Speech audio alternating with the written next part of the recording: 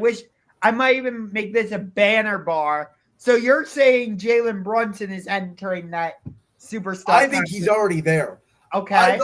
I thought he was there, but I think he's a better player than Tyrese Haliburton. I'll say that right now. Okay. I do.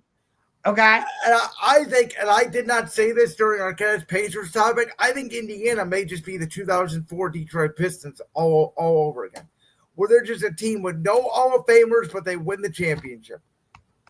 Okay. I'll tell you what. If they could be.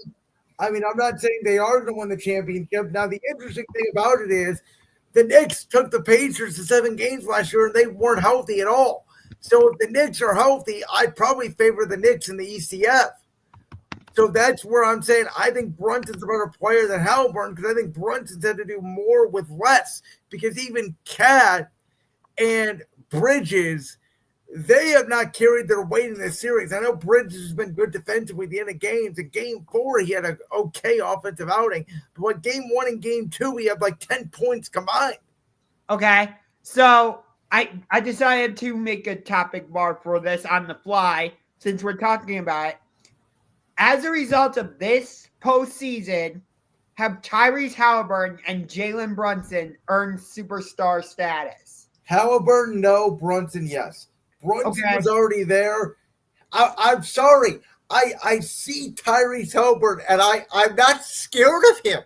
Like, I know at times he can go off, and he's a very special, and he's a talented player, and I get that. But I mean, do you think of him as like a top 5 guard in the league? I don't. I'm sorry. Well, it's interesting you say that, because I texted you a link to Twitter where they were having a discussion.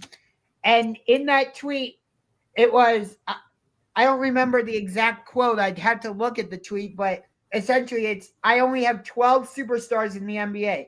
I do feel like Tyrese Haliburton is on the verge of potentially cracking that list. And you texted me back saying, he certainly proved me wrong. He did, but he's got to win the championship to be in that superstar category. Or at least get Indiana to the finals. Because I'll be honest, we're going to get to this series in a couple minutes. I think the winner of Oklahoma City and Denver is winning the championship.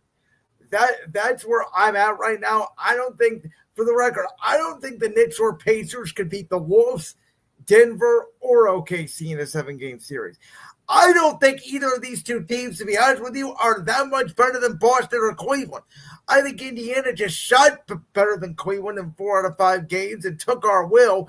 And Boston, let's be honest, Boston should really be up 3-1 in this series if they just drove to the basket one time. And the Knicks almost lost to the Pistons. Yeah. Well, yeah. Is the NBA, let me ask you this, Josh. I was thinking about this. Because we know load management has completely taken over the regular season. We know superstars don't play as much and that stuff.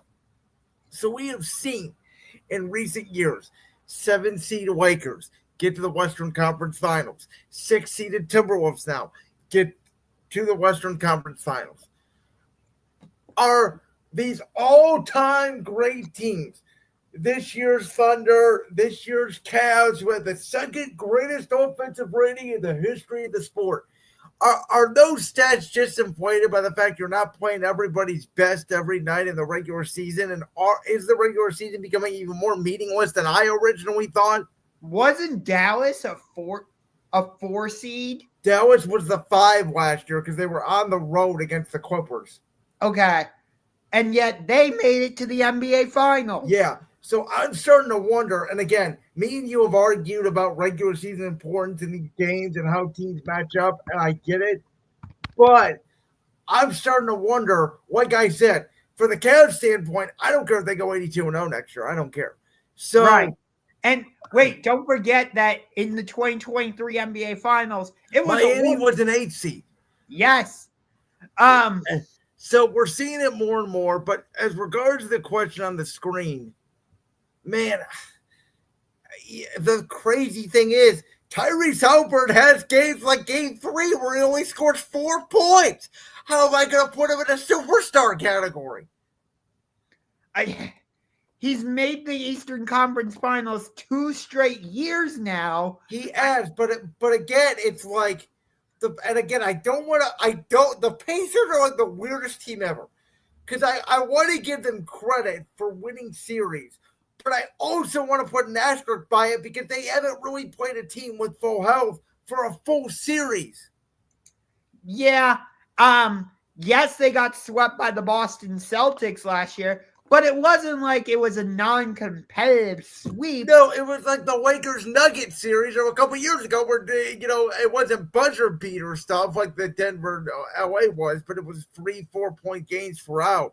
Yeah, and here's the thing: if to be honest with you, I kind of am rooting for Boston to come back because I think a Boston Indiana ECF without Tatum would be a fascinating watch.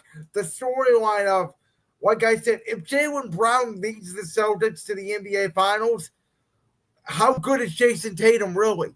And if Indiana beats Boston, then you're like, if Haliburton doesn't get hurt last year in the ECF, is Indiana in the NBA Finals again and not Boston? Right. Man. Because I'm sorry, and again, I think the Knicks probably match up better with Indiana than Indiana does with Boston.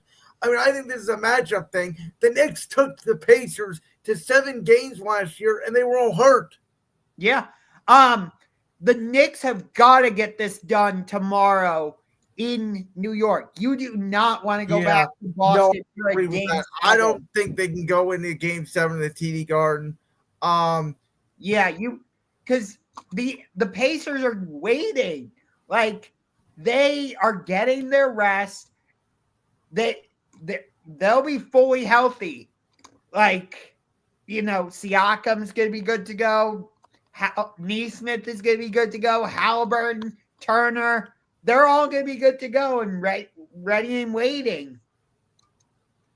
It'll be interesting to see what the atmosphere is like at Gainbridge Fieldhouse, because not only do you have the Pacers playing, but the WNBA season is starting on tomorrow or on Friday night, and the Indiana Fever are playing on Saturday.